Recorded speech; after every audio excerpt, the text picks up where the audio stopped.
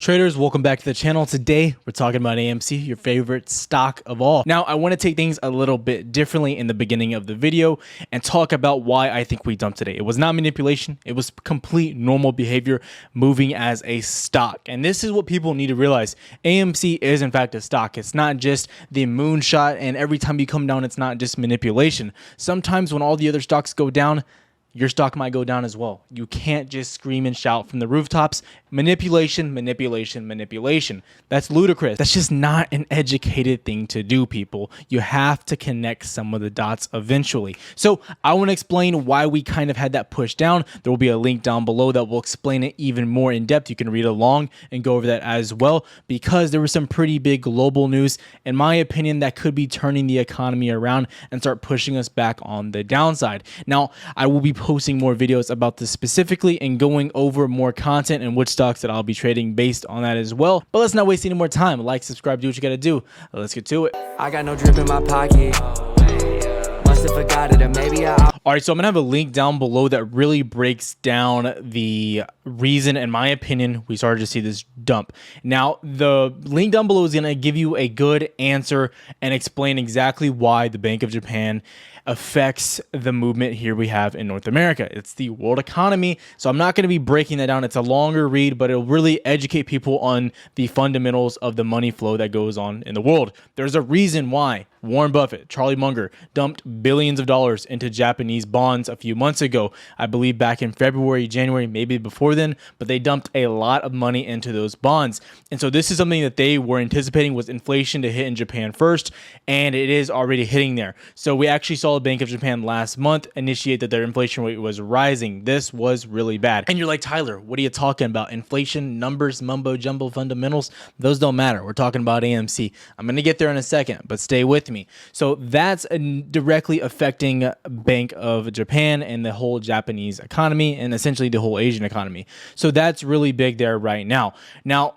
these economies theoretically all really work together, and if one of them kind of dumps and falls into oblivion, it would hurt the other one. So if one starts to spike up the rates, it's going to affect the other economy indirectly. That's why that read down below is going to be so important, and I don't want to spend 20 minutes going over that. So if you want to read about it, pretty important. But long story short, Bank of Japan initiated that the targets were going to have to be raised. They're changing all growth outlooks, and it's looking like they're going to be moving them on the downside, which kind of changes the perspective on US growth. And then that's what we saw, the big boom, boom, boom on the downside for the US economy. I tweeted this out and retweeted it last night about 2 a.m., 3 a.m. and put it in Discord. Confirmation, yes, we're going to have a bloody day. You can see that like right there. So, and it is what it is. It looks pretty good. I didn't really call this dump by any means, and that's not what I'm saying. I'm just telling people be careful with the bearish market that may be occurring, and I do want to go over some charts, so let's get to it. Okay, so for the boys and, for the women as well, what we're going to look at is going to be AMC, and I know this is the one that everyone wants to see and wants to look at.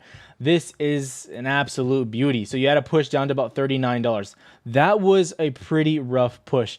And I actually, just so everyone knows, transparent alert, I was on a losing streak. Yes, Tyler Wilson does in fact lose, and Tyler Wilson does admit when he loses. So I was in fact on a losing streak for options. It's worth mentioning, when I get into this, I am human. So when I start losing on options, chances are I want to take less risky positions, and I only want to trade some trades that I think are going to be high winners to get me back into the swing of things. You know what I mean? It's like when you're shooting a basketball. When a basketball player is shooting in the NBA and they're gone cold, they're missing everything. They need to start making an easy one before they start shooting behind the three-point line again. In my opinion, it's the same thing. Trading is heavily mental, so that's just a quick learning lesson for everyone. So right here, we came in the morning, we dumped down. Now I want to show a good friend of mine that he did the perfect right thing. He ended up trading this and he made a killing, and you can see his profits right there on the screen. Now I want to show a good friend of mine that he did the perfect right thing. He ended up trading this and he made a killing, and you can see his profits right there on the screen. Congratulations to Grayson, you made a killing. So what he did, and essentially, right, is he spotted this resistance. We talked about it last night a little bit. It came down, you dumped here, you've had this touch here, here, and then here. You bounce straight up going into this. Now, I want to mention, people are saying, Tyler, are you a full bull? Did you enter? I did not get into anything. I personally sat on the sidelines all day and then got into Airbnb puts later on in the day. Yeah, pretty simple trade. I did pretty well for myself, but I'm just trying to get back in the swing of things. And I think it's important to be transparent and tell people that you're going to have days where you miss out on trades, and you're going to have days where you're just not feeling yourself and you just don't have that risk essence to your trading. And today was one of those days for me, and I'm a pretty risky guy. So as we bump in here, we bounce off that support and we start moving back up. The first thing you notice, obviously a strong move back above you up, holding, didn't even touch. You push back up and now you're flagging. You know I love to see my flags, and you're getting a push 52.5 right here. That's going to be the area to watch. 52.5 about right. Put that line right there. You have the weekly, you might get a wick up there. This is going to be the area you want to hold above, though. This shaded line, in my opinion, we held here for a long time. 1, 2, 3, 4, 5, 6, 7, and then more touches. So almost like 10 touches total of this support and resistance. Now, I mentioned once you got below this, it was going to be tough to get back above. So personally for me, that's what I'm watching. I want to see how we react to that level. I did mention as well in the last video, there's a high possibility we tested $42. People were saying, oh, he called it. It's not about calling it. It's about giving people the information that I see going on. So no kudos to me. I didn't trade it. I didn't make any money off of it. So who cares if I called it or I didn't? It didn't make money. So it is what it is. So what I want to see now is how we react to this level, because there's a high possibility you break out of this flag and you retest this area. You most likely get rejected on your first try, but do you break above or do you come plummeting back down to that $39, $40 range? I don't think you'll come plummeting down.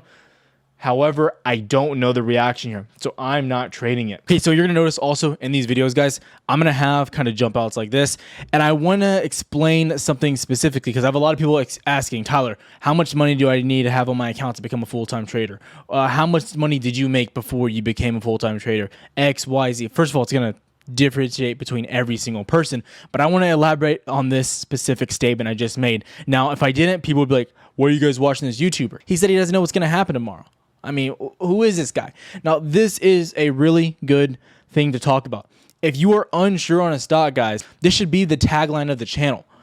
I do not mind missing out on plays. Does it suck if I had it drawn up and we had tons of room to go up? Yes. But what I hate most about trading is losing money. I hate it. Myself, I have tried to become a defensive trader. I have tried to withhold losing X amount of gains so I can always stay in the profits. That's just my way of trading. I have rules and I have a lot of management when it comes to taking losses. So with AMC, you have to understand options are extremely risky here, okay? So right now, I'm just unsure, especially coming off of somewhat of a losing streak. I did have a decent day today. I don't want to take unnecessary risk, and I especially don't want to be buying into a pump when you have a resistance right there at the top. That's just my theory. That's just my logic, but let's get back into it. Looking at this range, though, high possibility you get rejected on your first try. Most stocks do unless you're incredibly bullish and you start getting some sort of squeeze.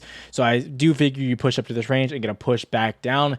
The reaction from that level will be key. And the main thing, in my opinion, what you want to see is holding VWAP. Yes, you want to hold this blue VWAP line as it trends up. So if you get a push, get a retest, maybe they're going to push back up. That's what you would like to see. If you push below VWAP, most likely you come back down and test 47, 48, maybe even come down to 41, 42 and test those lows again. So you want to maintain above VWAP, in my opinion, going out into the OBV. Now, we mentioned this a while back too. So this was something I was super surprised to see, right? We mentioned the pinching going on here. You broke up sideways and you broke straight down. This did not look phenomenal. This did not look good. You want to see a quick break back above this range as well, which is obviously the bottom. That it's going to be a pretty big resistance now. Right there. Also right there. Major resistance. You don't like to see resistances, especially on the OBV. If this can break back above here, I think volume can start pushing back in, and I think you can start getting that push as well. So OBV is going to be something really big and really key for people to be focusing on, and I would be keeping my eye on that if you're in options or anything like that. I think some people in the Discord traded some options. Again, I did not touch them. I made no money on them. I lost no money on them. All I have is the shares. That's all I have, right? But in my opinion, when you're getting these really volatile moves up, you have to take profits on those options. That's just for me personally. Do whatever you want, not financial advice. But you're getting huge IV spikes, and then you're just plummeting right back down as far as IV goes. And IV is going to toast your options if you're holding them too long, just so you know. And typically when I'm grabbing options, they're far out of the money, but I want to talk about one more thing before I let you go. So if you've been watching the videos, you know one thing that I'm saying before we get that next level push to maybe possibly break those all-time highs, which I think we will in AMC, you're going to want to see more options come on the board. Similar to how we had the June 18th or June 16th, whatever it may have been, June 8th. I forgot what the day was, right? There was huge amounts of $40 calls, which inevitably pushed us up, right? So you want to see more options come on the table. And we saw a lot come on the table for $100 strikes for this coming Friday, July 16th. So things could start sparking, and there's a lot of sentiment pushing on the theory that FTDs will start to cover this coming week. I don't want to put too much emphasis on that, but the numbers do kind of align that this would be the week when then you start getting that push, and then you kind of got somewhat of a fake out to the downside. But I want to mention that the whole market was coming down. You can look at every chart right there. They're just all coming down. The Nasdaq, SPY, and Dow just plummeted, IWM as well, the Russell. So everything was getting killed, and he spiked back up. This was heavily affected by the BOJ. So I don't want people to think this was manipulation, anything like that. If AMC dumped by itself and then spiked back up, that would have been different. However, it didn't. It followed the whole entire economy. It went back up when the economy went back up. So I wouldn't be too concerned with manipulation, and don't jump on that bandwagon. Remember, guys, don't spread FUD.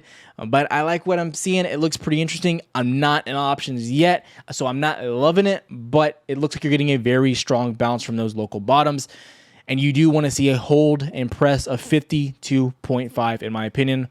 Love you all. Like, subscribe, do what you got to do, or maybe even unsubscribe. Don't got enough to go cop it. I'm about to take off like a rocket. Houston, we might have